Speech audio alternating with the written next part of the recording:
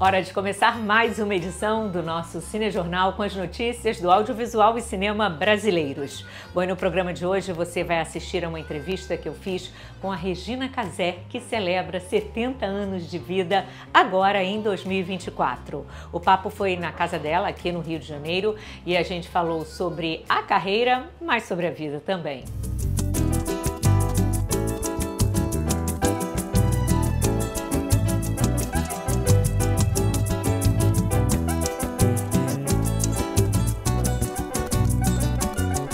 Meu São Jorge, vai acabar o mundo. Que dia é hoje que eu vou decretar feriado nacional? São 70 anos de idade de Regina Casé, 50 anos de carreira, mas eu diria que já são 70 anos de carreira também, porque você já nasceu artista no meio do carnaval, exibida, elétrica, driblando, enfim, blocos de carnaval, escolas de samba e tal. E você sempre quis ser artista, né, Regina? Não, eu não queria. Você não queria? Não, mas parecia que eu estava fadada a isso. Porque eu achava que ser atriz, a pessoa tinha que andar com aquela echarpe, sabe, assim, falar segurando aquilo, ia no bar à noite, e eu gosto de ir pra praia de dia, sou diurna, não sou nem um pouco boêmia, nem... E também aquela sacralização toda da coisa da arte. Eu sou muito pop, eu sou muito da rua, de ir pra dançar, para falar com todo mundo no meio da rua. E eu achava que ser artista, não. Era mesmo viver num pedestal, numa torre de marfim. E sempre eu imaginava aquela echarpe, uma coisa assim. Falava, meu Deus, eu não vou ser, porque dizia que eu tinha tudo para ser atriz. Falava, eu vou virar essa pessoa. Mas depois eu vi que não precisava ser nada disso. Pois é, quando que essa fantasia caiu por água abaixo, então? Ah, eu acho que foi indo, né? Por exemplo, o primeiro trabalho da gente que foi em teatro, o Asdrubal trouxe trombone, o grupo durante muitos anos, todo mundo achava que era uma banda de rock. E a gente viu que podia fazer teatro de um outro jeito e que a gente ficava na praia o dia inteiro e que entrava no teatro para fazer o Trate-Milhão salgado, cheio de sal, porque não dava tempo nem de tomar uma chuveirada, porque a gente queria ficar até o pôr do sol, e de cabelo molhado e queimadão. Aí eu fui... A gente foi assim inventando o jeito que a gente queria de ser artista. Eu tô achando ótimo, tô adorando. Tô adorando tudo. Estamos tentando melhorar nossos voos. Agora, essa história que começou lá no Asdrubal, né, essa gênese, eu acho que ela te acompanha nessa sua trajetória de 50 anos o tempo inteiro. E eu acho que, de alguma maneira, você continua fazendo aquilo ali que você começou no Asdrubal, né? Claro, com alguns vai e voltas, com mudanças de personalidade, de idade, maturidade, mas você faz a mesma coisa. Tá certíssima. Antes eu tinha essa impressão, eu agora tenho praticamente essa certeza. E até uma coisa que me orgulha muito, porque eu sinto, quando eu reparo assim, um trabalho toma corpo e passa a existir, seja no cinema ou na televisão, por exemplo, eu falo, que horas ela volta? Eu falo, gente, o que horas ela volta é o Brasil Legal, que era um trabalho da televisão. Aí vem um outro momento e tal, e eu vejo a Dona Lourdes. Eu falo, gente, a Dona Lourdes, eu fui na casa dela, então, no programa Legal, lá atrás. Então, tem sempre uma correspondência e uma atualização das mesmas coisas que me movem, das mesmas ideias que me fazem querer estar falando para muita gente. O esquenta é o Asdrubal, ou não sei o quê. Então, eu vejo que aquilo ali vai virando uma outra coisa que apenas vai se adaptando àquele tempo, àquela época, né? Ali no início da nossa conversa eu falei a artista Regina Casé, porque você não é uma atriz convencional. Você teve que chutar a porta, quebrar barreiras, porque você não encaixava num modelo ali convencional de atriz. Você foi original, foi pioneira, você teve que encontrar um espaço onde você coubesse, né? Como é que você criou essa artista que também é atriz? Eu acho que eu fui inventando, o que você falou de chutar a porta, quase tudo que eu fiz. No cinema, na televisão e no teatro, era alguma coisa que ou não se fazia antes, ou então teve uma briga para poder fazer. Eu me lembro que todos os programas da gente, a gente botava uma letra que falava, mas não pode, tem que ser esses caracteres da Globo. Aí a gente botava, aí ficava tão legal que aí passava poder para todo mundo. Ou os espaços onde a gente estreava as peças, quase sempre não era um espaço convencional de teatro, ou era um museu, ou era um restaurante. Essa sensação de que Para ser daquele jeito eu não queria, eu não ia poder ser a mocinha da novela, por todos os óbvios motivos. E aí, ao mesmo tempo, eu queria estar ali. Então, esse lugar, eu não vou conseguir me encaixar ali, então eu vou ter que inventar uma outra coisa. Não só eu acho que tanto o grupo Asdrubal Trostomoni, quanto o grupo que me acompanhou durante muito tempo na criação, o Hermano, o Guel, e Sandra para o cinema, né? Alberto Renault e muitos amigos, e a Mônica Almeida, que fizeram todos eles. Todo mundo estava fazendo algum troço que ninguém fazia, que era a primeira vez e que não podia. Isso aí não vai poder. Isso aí não vai passar na televisão. Por exemplo, o Que Horas Ela Volta e os outros filmes que eu fiz, eu acho que teve um impacto muito grande, porque rarissimamente você vê uma atriz, principalmente na minha idade, mesmo na idade que eu tinha na época, sem maquiagem nenhuma, sem cabeleireiro, né? Hoje em dia você não consegue ver ninguém que não esteja com tudo isso e mais um cabelo falso, um cílio, coisas. E isso também era uma coisa esquisita. E a luz ser a luz natural. Eu acho que isso fez com que eu pudesse virar artista. Porque para eu poder, tinha que ser assim. Mas que bom que pôde, né? Que deu.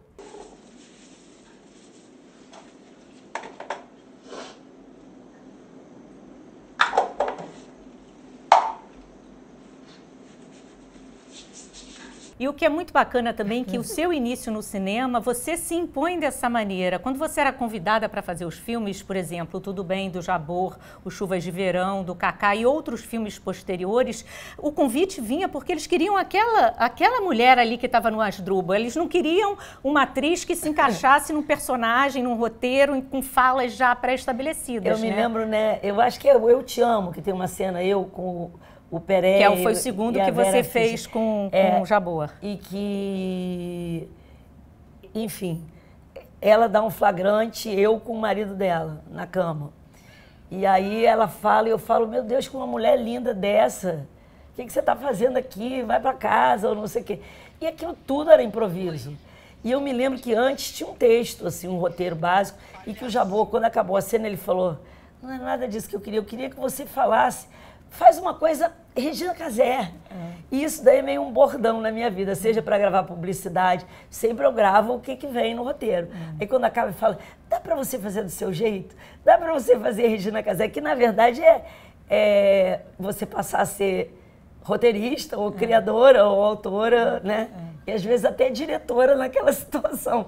Porque eu acho que o que querem, que é o que eu gosto mais, e que eu acho que eu tenho para oferecer de mais legal, que é o improviso, né? Eu adoro improvisar. Olha só, deixa eu explicar pra ela. Eu vou falar com ela, vai ficar tudo bem. Sabe o que acontece? A gente tá aqui há 1 hora e ainda não me comeu. Viado! Bárbara! Regina, como foi de cara, assim, no primeiro filme, já ser filha de Fernanda Montenegro? Fernanda Montenegro já a dama da dramaturgia brasileira. Então, tem uma história ótima que eu talvez já tenha contado aqui no Canal Brasil, mas vale a pena repetir. Esse foi o primeiro filme que eu fiz. Eu nunca tinha feito nem Super 8 no aniversário, não tinha essa cultura. E adorava cinema, ia sempre ao cinema. E as pessoas até riam de mim, como eu era crédula, sabe? Para mim era assim, tinha um olho, Deus lá em cima, que estava filmando as coisas que estavam acontecendo no mundo. Nunca no filme eu pensava onde estava a câmera, onde estava a luz, e que alguém fez aquela roupa. Nunca. Sempre embarquei total e tal. Aí eu fui fazer um filme com o Jabor, o Tudo Bem, que era com o Luiz Fernando Guimarães, meu irmão do Asdrubal, que eu tinha uma intimidade. A Fernandona, amiga dos meus pais, da vida toda, que eu tinha também uma proximidade muito grande. E eu achava, por exemplo, se fosse no estúdio, se fosse num set, na rua, era num apartamento da Maria Barreto Leite, ali no Posto 6, que era uma grande amiga da minha mãe, onde eu já tinha ido 1000 vezes. Ela não morava mais, estava alugando. Mas estava, ou talvez ela ainda morasse, mas estava alugando com os móveis. Então tudo era muito normal e natural e darará. Quando eu cheguei, o Jabor, que já chegou para mim e falou assim, olha, a cena é a seguinte, que ninguém gostava de me dar texto. Você vai chegar em casa de madrugada bêbada, sua mãe vai abrir a porta e ela vai querer te encher o saco dizendo que você chegou tarde, que você está bêbada. Você não quer conversa com ela, você quer ir lá para dentro. e dormir, não quer conversa com ela, não sei o quê, darará, só que tinha um texto dela e um texto meu, esse era o contexto. Bom, um set todo armado com luz, o saudosíssimo e amado Dib Lush na fotografia, com a câmera no tripé, tudo montado. Toco a campainha, ou passo assim com a chave, aí a Fernanda vem e eu tô bêbada e ela começa a dar o texto. Como é que você chega uma hora dessa? Eu falo, não me enche, e não sei o que e tal. Aí entrei pelo corredor, dando texto, fui no banheiro, fui pro quarto, e a câmera lá na sala, as luzes lá na sala, a equipe inteira lá na sala. Eu fiz tudo, eu escovei o dente, fui pra cama, deitei, bati a porta, só que não era uma câmera na mão. Apesar do Dib ser maravilhoso nisso. Quando eu voltei, eles estavam às gargalhadas. Mas eu entrei na onda e achava que, sei lá, que Deus estava me acompanhando, entendeu? Essa foi a minha estreia no cinema. Todo mundo me zoou durante muitos anos. Esqueceram lá, vão pro Rio das Ostras, mas eu que paguei a boate, gastei o dinheiro. Vim pra cá assim, essa roupa de ônibus. Calma, minha filha, calma. Eu botei o sutiã que ela falou que tinha que ser negócio da rendinha, furadinho, a calcinha que ela falou que R$19,80. Eu comprei hoje de manhã pra... Calma, minha filha, homem assim mesmo, meu Deus. E o cinema foi muito presente na tua história na década de 80, né? Você fez, sei lá, acho que 13 filmes na década de 80 que foram lançados nessa década. Queria que você me falasse desse momento. O que era o cinema nessa sua trajetória de artista nessa época? É porque estava fervilhando muito, né? E muitos amigos falavam, ai, faz esse filme com fulano, que é meu amigo, ai, faz não sei o quê. E tudo nesse ambiente. A gente no Asdrubal, e a gente na praia, e sempre era na casa de alguém. Isso também era muito engraçado. Esse era na casa da Maria Barreto Leite. Aquela cena icônica dos 7 gatinhos, que eu tô pelada com o... Na piscina, Maurício do Vale. Aquilo é na piscina do Arthur e da Maria Helena Guimarães, amigos queridos em Santa Teresa, no Largo Guimarães, e também era uma loucura aquilo ser cinema, sempre era a casa de alguém. Eu mesma não tinha aquela sensação que era cinema, que eu estava fazendo, entendeu? Parecia sempre que era alguma coisa ali entre amigos. Para com esse coisa nenhuma, que socorro! Eu sou um homem de bem! homem de bem, eu sou um babaca! Você lembrou dessa cena dos 7 gatinhos, que é realmente um clássico do cinema brasileiro, né? Como é que você lidava na época com a questão do corpo, né? Porque o Asdrubal e aquela época traziam muito esse tom libertário, né? E como você lida hoje? Então, eu já ficava pelada no Asdrubal e no teatro é muito mais próximo e darará. Todos os filmes que existiam, podia ser um filme sobre um convento, qualquer coisa. Tinha uma hora. Todo mundo ficava pelado, era uma condição dos anos 70, dos anos 80, etc. Algumas vezes numa boa e algumas vezes não. Hoje em dia, quando eu vejo atrizes e outras pessoas falando que se sentiram mal usadas e que hoje em dia tem, inclusive, alguém para dirigir essas cenas e coordenar, eu falo, puxa, se eu tivesse aquilo naquela época, porque alguns foram ótimos, como esse, foi totalmente, me senti uma garota indígena, uma pessoa que anda pelada, não tinha nenhuma, para mim não tinha nenhum problema. E em outros filmes, até na mesma época, eu me senti muito mal e eu sempre colocava a culpa em mim, como se eu tivesse com dificuldade. E não era, é porque realmente, de alguma maneira, eu estava me sentindo usada e mal usada e aproveitando, talvez, da minha espontaneidade, da minha naturalidade, da minha juventude, e até de eu ficar com vergonha de dizer, não, isso eu não quero fazer, aquilo eu não quero fazer. Eu passei por isso e hoje em dia, quando eu olho para trás, acho muito ruim. E tenho pena de eu novinha não ter podido dizer na época. Eu lembro que uma entrevista que a gente fez em 2011, eu fui rever agora, e você me falou uma coisa tão bonita com relação ao Eu, Tu, Eles, porque eu acho que o Eu, Tu, Eles te traz ali para um outro arco dramático, né, de atuação de atriz. E aí você diz que o Andrucha foi o único homem, a única pessoa que te tirou para dançar. E queria que você me comentasse um pouco essa sua fala. Depois ele deu um bom exemplo, outros me tiraram para dançar. Mas até ali, hoje ainda é majoritariamente assim, eu sempre crio, escrevo, monto um grupo, invento uma possibilidade para mim, para eu existir. Porque eu não me encaixo muito nesses lugares. E o Andrucha foi a primeira pessoa que veio com um personagem, com um roteiro, com um filme e falou, toma, esse personagem para você. Depois disso, agora, por exemplo, no Amor de Mãe, o Zé Vilamarim, principalmente a Manuela Dias, disseram, olha, esse personagem é seu, é para você. O Estevão Seavata, meu marido também, quando foi fazer o Made in China, chegou e falou, ó, escrevi e tem a Fran, é para você esse personagem. Então, isso veio acontecendo, mas o Andrucha foi a primeira pessoa que veio, porque antes tudo que eu fazia, para eu fazer alguma coisa no cinema, na televisão, no teatro, eu tinha que inventar, que criar aquilo. E, de repente, uma mulher, né, com 3 maridos, nordestina, naquela luz, naquele sol, naquele cenário maravilhoso, e uma personagem para a qual você traz tantas mulheres que te impregnaram a vida toda nas suas viagens, nos programas que você fez, no Brasil Legal, no Minha Periferia, o Esquenta foi depois, mas enfim, nessas suas corridas pelo Brasil, né? Você trouxe tudo isso para essa personagem do Eu, Tu, Eles? Então, desses 70, eu acho que no mínimo uns 40 eu passei viajando pelo sertão, pelo Nordeste, pelo o resto do Brasil também, mas muito para ali. E é incrível, foi bom você tocar nesse ponto, porque depois falar, a Regina vai fazer outra nordestina, porque se você olhar a quantidade, a dona Darlene do Eu, Tu, Eles, não é a Val do Que Horas Ela Volta, a dona Lourdes do Amor de Mãe, todas são nordestinas e mulheres pobres e mulheres que criaram seus filhos. Aí então, é o mesmo personagem, eu falei, quantas mulheres nordestinas daquela faixa etária, pobres, existem no Nordeste, são todas iguais? O tamanho do preconceito. Como se aquilo tudo, porque elas não são, vamos dizer, não tem o glamour que a pessoa está acostumada na televisão ou no cinema, é como se aquilo fosse uma massa e não um indivíduo. Pode dançar, né? Eu? Nunca que eu dancei com dama, não. Oxi, dançar com quem, então?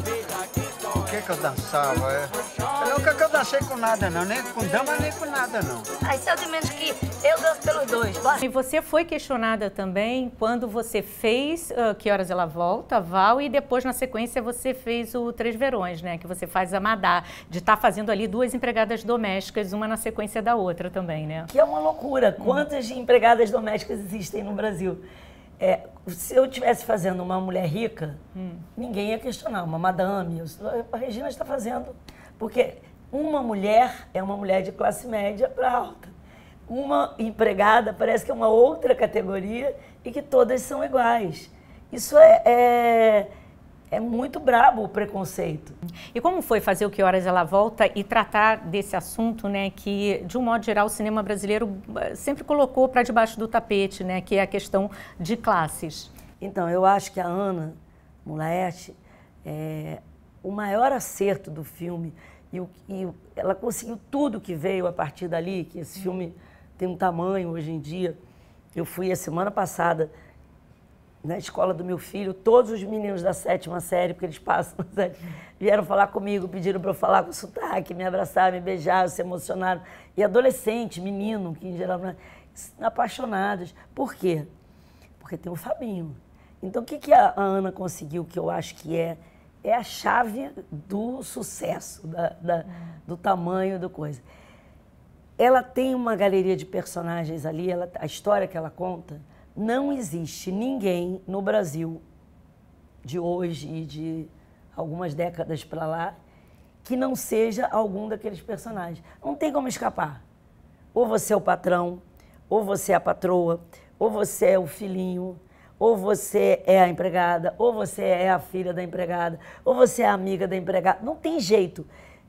Qualquer pessoa se encaixa em algum daqueles personagens. Então vai ser tocado, de repente, por diferentes ângulos, né? Diferentes pontos de vista, mas vai ser tocado. Vai pegar um resfriado. Jéssica, doutor Carlos, dona Bárbara, perdeu o juízo. Sai dessa piscina. Jéssica. Oi. Tô indo. Ah, tu tá remanchando. Peraí.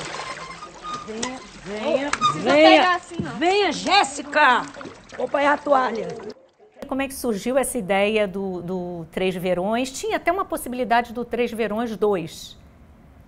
Na Numa verdade, determinada- esse filme é o Três Verões 2. Ah, então É tá. a mesma Mas me personagem, con- é uma continuação, Ah. quer dizer, é uma derivação, vem dali. O que aconteceu depois daquilo? É um spin-off.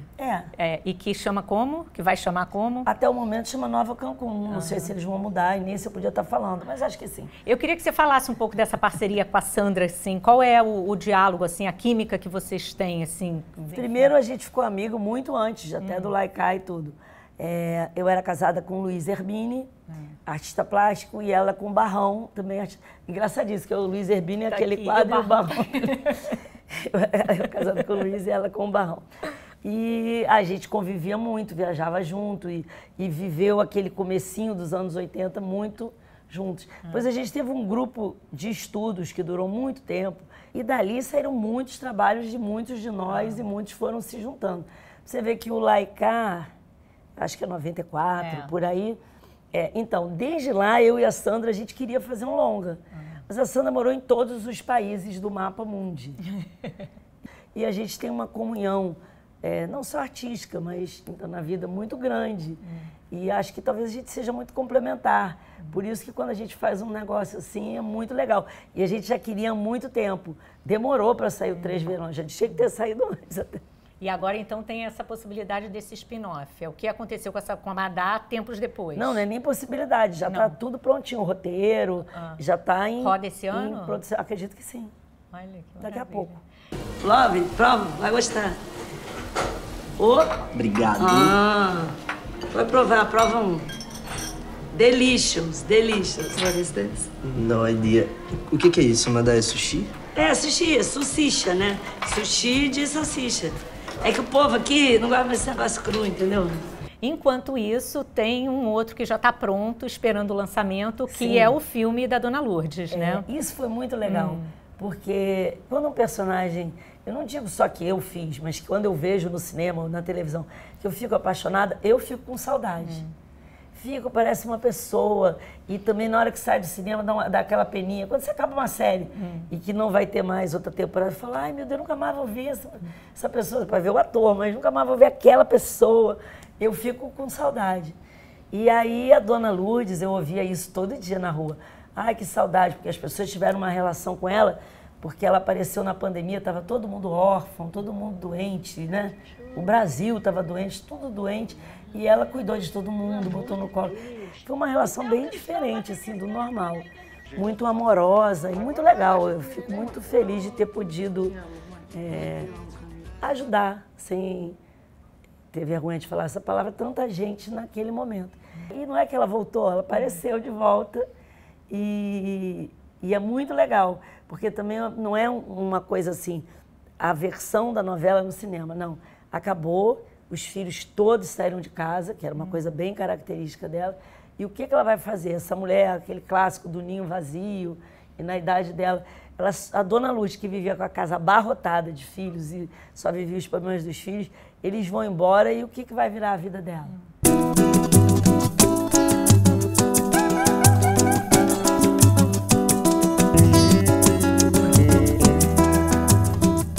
Ô, Regina, e o que vem mais de cinema, de séries, de projetos pela frente, além do Dona Lourdes, né, que já está pronto, e do filme da Sandra Kogut? Então, hoje em dia a gente não pode falar nada. Tudo é spoiler, tudo... eu posso ser presa se eu falar alguma coisa. Então, eu não posso falar nada que alguém não tenha falado antes. Até o filme da Dona Lourdes pode, porque já saiu no jornal e em todos os sites. Mas o que eu posso dizer é... Eu estou com muita vontade de fazer comédia. E se você olhar a Dona Lourdes, tinha momentos engraçados, a Val tinha momentos... Mas sempre, eu acho que isso é uma queixa com os cineastas, autores de novela, vocês todos. Eles ficam achando que se ficar engraçado vai perder a emoção.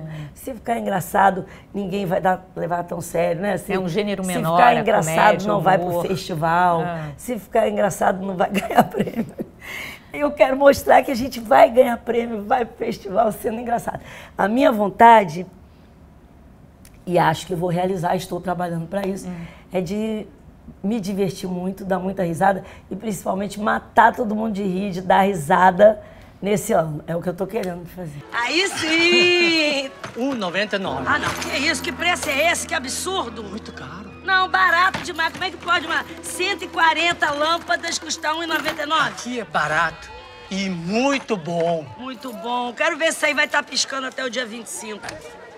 Agora, então, 70 anos, 50 de carreira, qual é a sensação que você tem, assim, qual o balanço que você faz? É um momento de pensar em tudo que, olhar assim pelo retrovisor da vida e como é que é? É engraçado, tem um troço meio contraditório, porque ao mesmo tempo que eu tenho vontade de fazer tudo isso, que eu acho que eu fiquei me devendo, eu tenho uma dívida comigo mesma, assim, de trabalho, principalmente de atuação, direção e de escrever, gigante.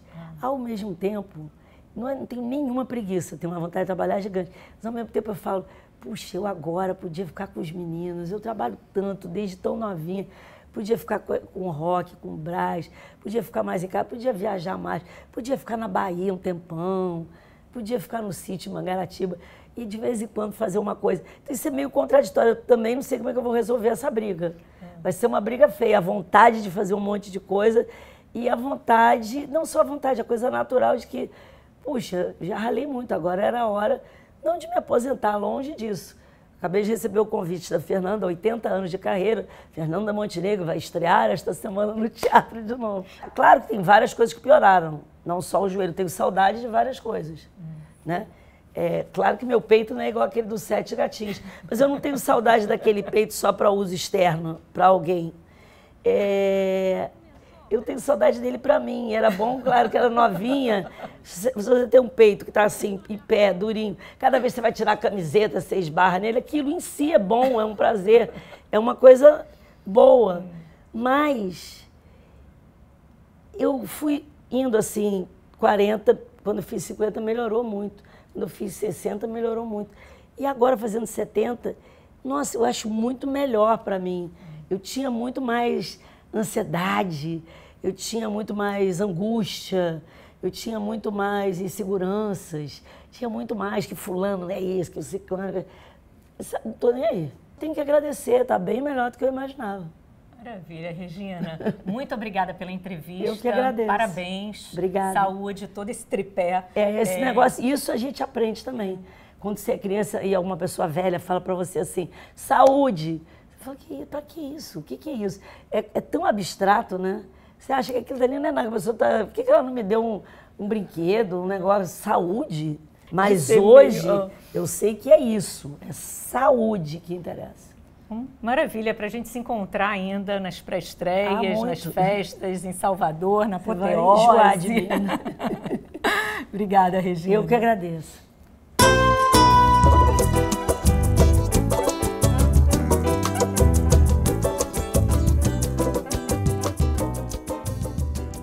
Bom, então parabéns para Regina, saúde e muito amor. E esse Cinejornal está com o tempo esgotado, mas amanhã a gente volta para continuar nosso assunto preferido, que é o cinema brasileiro. Beijo, te espero amanhã. Olha aí os bem-TVs do Canal Brasil em seu habitat natural. Peraí, o narrador chamou a gente de bem-TV? Tô ligado, é porque os humanos acham que o som que a gente faz é bem-TV. Isso não faz o menor sentido. Eles não sabem que o que a gente fala é... Imagina o dia que eles descobrirem que a gente tá o tempo todo falando...